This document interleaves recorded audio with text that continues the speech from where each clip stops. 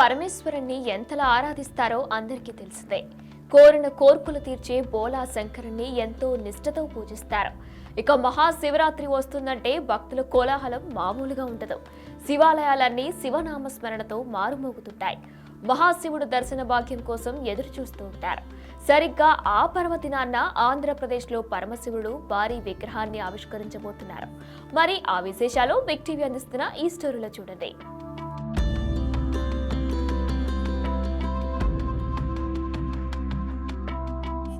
ఆంధ్రప్రదేశ్లో కోయంబత్తూరును తలపించే విధంగా ఆదియోగి విగ్రహాన్ని అయితే తూర్పుగోదావరి జిల్లా ఏదైతే మండపేటకు సంబంధించి ద్వారపూడిలో అయితే నిర్మించారో ప్రస్తుతం మనం ఆ విగ్రహం దగ్గర ఉన్నాం. చూడొచ్చు, సుమారుగా 60 అడుగుల ఎత్తు, అదేవిధంగా 100 అడుగుల వెడల్పు ఉన్న ఏదైతే ఆదియోగి విగ్రహాన్ని కోయంబత్తూరుని తలపించే విధంగా అయితే ఇక్కడ నిర్మించారు. ఏదైతే కోయంబత్తూరులో ఇక్కడ ఇలాంటి విగ్రహమే ఉంటుంది, సేమ్ టు సేమ్. అయితే అది 112 అడుగుల ఎత్తు ఉంటుంది. అయితే ఇక్కడ మాత్రం 60 అడుగుల ఎత్తుతోటి అయితే కనకరాజు ఈ విగ్రహాన్ని నిర్మించినట్టుగా కూడా చెప్తున్నారు. అయితే ఈ శివరాత్రికి 26వ తేదీన ఉదయం 5:30 అయితే ఈ విగ్రహ ప్రతిష్ఠకి సంబంధించి ఓపెనింగ్ కూడా జరుగుతుంది. దీన్ని చూసుకోవచ్చు మనం ప్రస్తుతం. అయితే ఈ విగ్రహం దగ్గర ఉన్నాం. చూడొచ్చు, 100 అడుగుల వెడల్పుతోటి 60 అడుగుల ఎత్తుతోటి అయితే ఎంతో సుందరంగా ఉంది ఈ ఆదియోగి విగ్రహం అంతా కూడా. చూసుకున్నట్లయితే సప్తమునులు చుట్టూ ఉంటారు. అదేవిధంగా ఎదురుగుండా చూసుకున్నట్లయితే ఒక పక్క కుమారస్వామి, ఒక పక్క వినాయకుడు విగ్రహాలు కూడా ఏర్పాటు చేశారు. అయితే ఇవన్నీ చూసుకున్నట్లయితే పూర్తిగా కోయంబత్తూరుని తలపించే విధంగా కింద జ్ఞాన మందిరం కూడా ఏర్పాటు చేసినట్లుగా కూడా తెలుస్తుంది మనకి.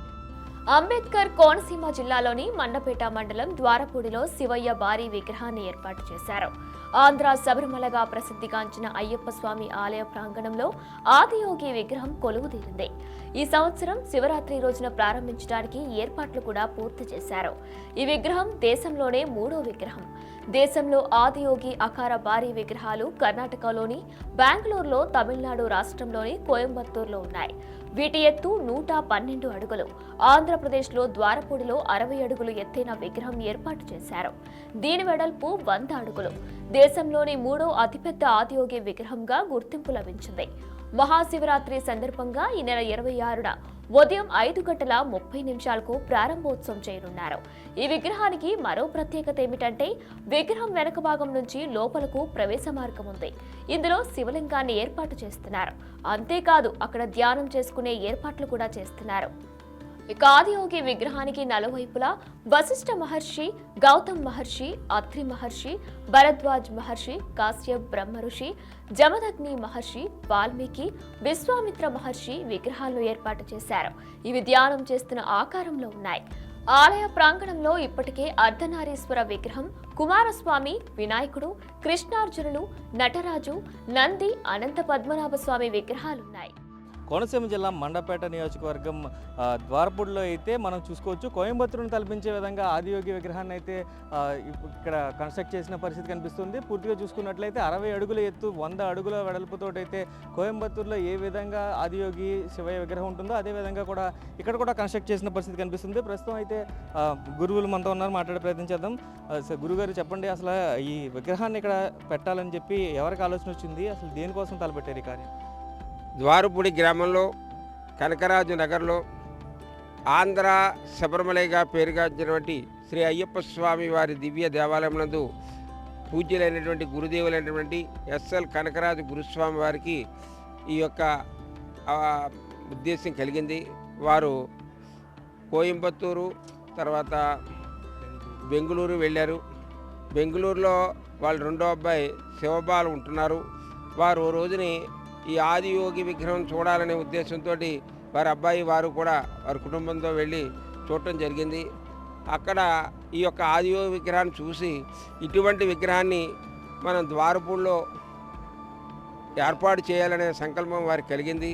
అక్కడ శివలింగం దగ్గర ఆ స్వామివారు ఈ ఆదియోగి విగ్రహం పెట్టాలనేటువంటి ఉద్దేశంతో అక్కడ వారు ధ్యానం చేసి కాసేపు తదుపరి ద్వారపూడి వచ్చి ఈ విగ్రహాన్ని మనం ద్వారపూడి గ్రామంలో ఈ కనకరాజు నగర్లో ఏర్పాటు చేయాలని ప్రత్యేకించి ప్లేస్ కోసం అన్ని చోట్ల చూడటం జరిగింది.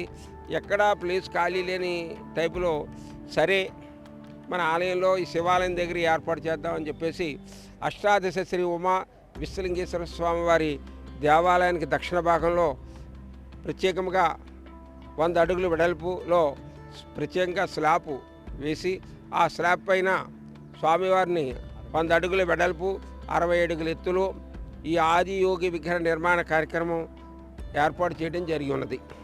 దీనికి జ్ఞానబంధనం ఎక్కడ ఏర్పాటు చేస్తున్నారండి? అంటే ఆలయంలోనే జ్ఞానబంధనాన్ని ఏర్పాటు చేస్తున్నారు, లేదా ప్రత్యేకంగా ఏమన్నా కష్టం? ఈ యొక్క ఆదియోగి విగ్రహానికి గణపతి విగ్రహము, సుబ్రహ్మణ్య స్వామి విగ్రహము, సప్త మహర్షులు ఏర్పాటు చేసి ఈ యొక్క ఆదియోగి విగ్రహం లోపల జ్ఞాన మందిరం ప్రత్యేకంగా ఏర్పాటు చేశారు. ఈ యొక్క జ్ఞాన మందిరంలో జ్ఞానయోగి ప్రతిష్ఠ చేయడం జరిగింది.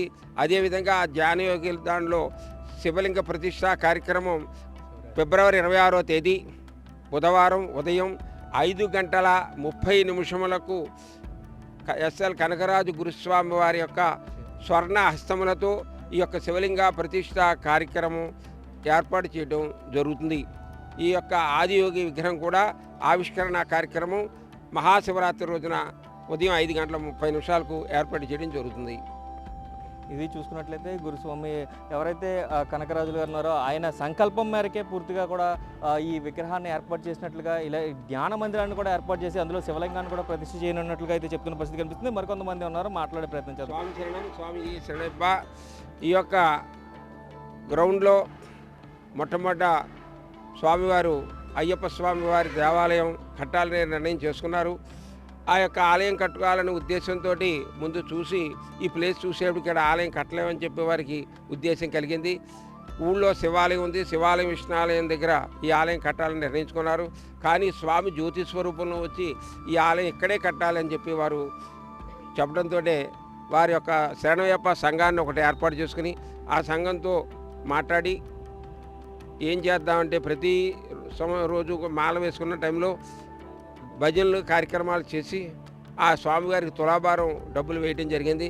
అటువంటి డబ్బులన్నీ పోగు చేసి ఈ భజనలు కార్యక్రమాల్లో డబ్బులన్నీ పోగు చేసి ఇక్కడ స్థలం కొనాలనే ఉద్దేశంతో వచ్చారు. కానీ స్థలం ఎక్కువ రేటుగా ఉండటం వల్ల స్థలం కొనలేము అనే ఉద్దేశంతో వారు కొంచెం ఆలోచించడంలో ఈ సంఘంలో ఒక కమిటీ సభ్యులు జీవి సత్యనారాయణ గారు అనేటువంటి ఒక ఆయన, ఈ స్థలానికి డబ్బు నేను ఇస్తాను, స్థలం గురించి మీరు చూడక్కర్లేదు, నడండి వెళ్ళి స్థలం చూద్దామని చెప్పి వచ్చి స్థలం చూసి ఈ యొక్క స్థలాన్ని వారు కొని రిజిస్ట్రేషన్ చేయించడం జరిగింది. ఆ విధంగా ఈ యొక్క స్థలాన్ని ఏర్పాటు చేసుకుని అయ్యప్ప గుడికి ముందు పంచలోహ విగ్రహాన్ని కుంభకోణంలో తయారు చేయించుకుని సంఘం అంతా వెళ్ళి పంచలోహ విగ్రహాన్ని తయారు చేసి ఆ విగ్రహాన్ని ఒక రథం మీద పెట్టి ఈ యొక్క సంఘం అంతా కూడా దక్షిణ ప్రాంతం అంతా కూడా తిరిగి అన్ని దేవాలయాల్లోనూ ఈ యొక్క పంచలోహ విగ్రహాన్ని అయ్యప్ప స్వామివారిని పెట్టి ఊరేగించి అక్కడ ఊరేగించిన తర్వాత ఆ వచ్చిన భక్తులు ఇచ్చిన సొమ్ములతోటి ఇక్కడ ఆలయ కార్యక్రమం ప్రారంభించడం జరిగింది. అదేవిధంగా ఈ యొక్క ఆలయాన్ని కంచికామకోటి పీఠాధిపతి జగద్గురువులు శ్రీ జయేంద్ర సరస్వతి వారి యొక్క స్వర్ణ హస్తాలతోటి ఈ యొక్క అయ్యప్ప స్వామి విగ్రహం ఇక్కడ ప్రతిష్ఠ చేయడం జరిగింది. ఆ తర్వాత దినదినాభివృద్ధిగా ఈ ఆలయాలన్నీ కూడా నిర్మాణం జరిగింది. అదేవిధంగా అష్టాదశ శ్రీ ఉమా విశ్వలింగేశ్వర స్వామి వారి ఆలయం కాశీ, గయా, ప్రయాగ, కేదార్, బదరి, బ్రహ్మకపాలం, అమర్నాథ్, ఓంకార్ సమస్త ఉత్తర దేశ యాత్రలన్నీ కూడా చేసి ఆ శివలింగాలన్నీ కూడా తీసుకొచ్చి ఆ శివలింగాలన్నీ కూడా ఇక్కడ ప్రతిష్ఠా కార్యక్రమం చేయడం జరిగింది. తర్వాత ఈ ఆదియోగి విగ్రహాన్ని దక్షిణ భాగంలో శివాలయానికి దక్షిణ భాగంలో ఈ యొక్క ఆలయాన్ని నిర్మాణం జరిగింది. ఈ యొక్క ఆదియోగి గ్రౌండ్ ఫ్లోర్లో నవదుర్గలు, నవశక్తులు, దాంతోపాటు వారాహీదేవి, బాలరాముడు కూడా ప్రతిష్ఠ చేయడానికి మహాశివరాత్రి రోజున ఎస్ఎల్ కనకరాజు గురుస్వామి వారు నిర్ణయ కార్యక్రమం చేయడం జరిగింది. ఆ కార్యక్రమాలన్నీ కూడా జరిపిస్తున్నారు.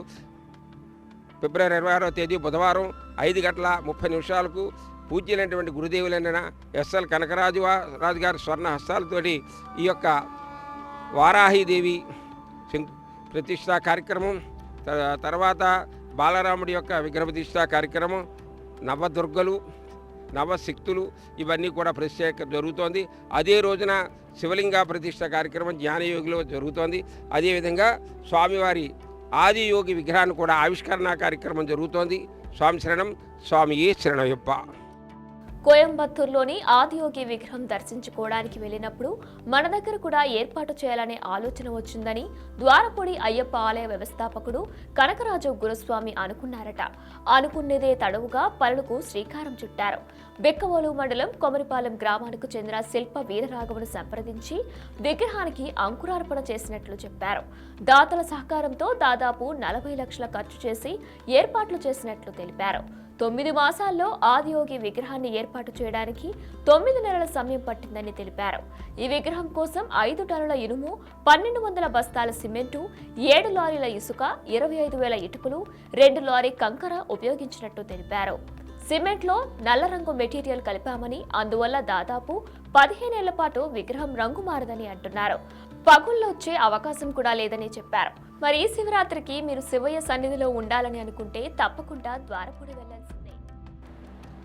ఆదియోగి విగ్రహం కింద ఉన్న జ్ఞానమందిరం దగ్గర అయితే ప్రస్తుతం మనం ఉన్నాం. అయితే లోపలికి వెళ్ళి చూసే ప్రయత్నం చేద్దాం. అసలు ఎలా ఉంటుంది జ్ఞానమందిరం అనేది కూడా చూపించే ప్రయత్నం చేస్తాను. చూడొచ్చు, ఏదైతే గురుగారు చెప్పినట్లుగా ఏదైతే శివరాత్రి రోజున విగ్రహ ప్రతిష్ఠ చేయనున్నారో శివలింగ ప్రతిష్ఠ, ఇదే శివలింగాన్ని నిలువుగా ప్రతిష్ఠిస్తారు. ఈ శివలింగం అంతా కూడా ఇప్పుడు దీనిపై ఉంది.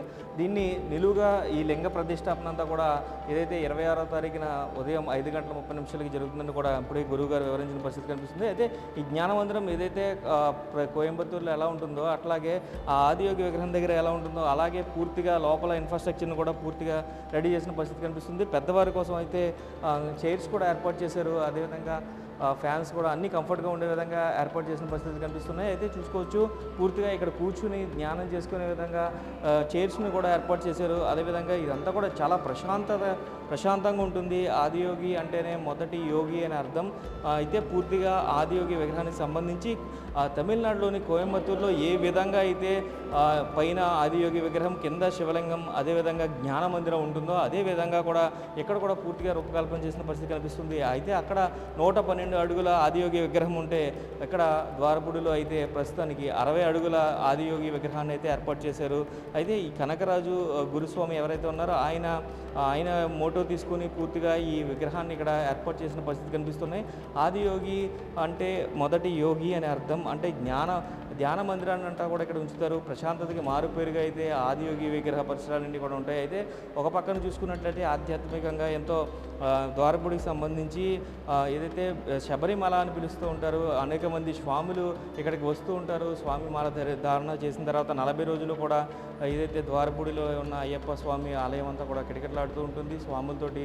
అయితే పూర్తిగా అక్కడ ఏదైతే ఇక్కడ చూసుకున్నట్లయితే ద్వారపూడికి సంబంధించి ఇప్పుడు ఆదియోగి విగ్రహాన్ని కూడా ఇక్కడ నెలకొల్పారు. అదేవిధంగా చూసుకున్నట్లయితే దీనిలో ఒక శివలింగ ప్రతిష్టాపన కూడా ఈ శివరాత్రి రోజున 26వ తేదీన ఉదయం 5:30 అయితే జరగనుంది. పూర్తిగా చూసుకున్నట్లయితే ఈ విగ్రహానికి సంబంధించి 5:30 ఏదైతే శివరాత్రి రోజున ఈ విగ్రహం అంతా కూడా ఈ లింగ ప్రతిష్టాపన అయితే జరగనుంది. పూర్తిగా చూసుకున్నట్లయితే ఆదియోగి విగ్రహానికి సంబంధించి లోపల జ్ఞానమందిరం ఏ విధంగా ఉంటుందని కూడా పూర్తిగా అయితే ఈ విధంగా ఉంటుందని కూడా మనం చూపించవచ్చు. ఈ విగ్రహాన్ని ఇప్పుడు ఏదైతే ఈ లింగ ప్రతిష్టాపన ఏదైతే జరగబోయే శివరాత్రి రోజున 26వ తేదీ ఉదయం 5:30 ఇక్కడ లింగ ప్రతిష్టాపన కూడా చేయనున్నారు. ఇది పూర్తిగా చూసుకున్నట్లయితే ఆదియోగి విగ్రహానికి సంబంధించిన పూర్తి డీటెయిల్స్ ఈ విధంగా ఉన్నాయి. కెమెరామెన్ రవితో శంకర్, బిగ్ టీవీ.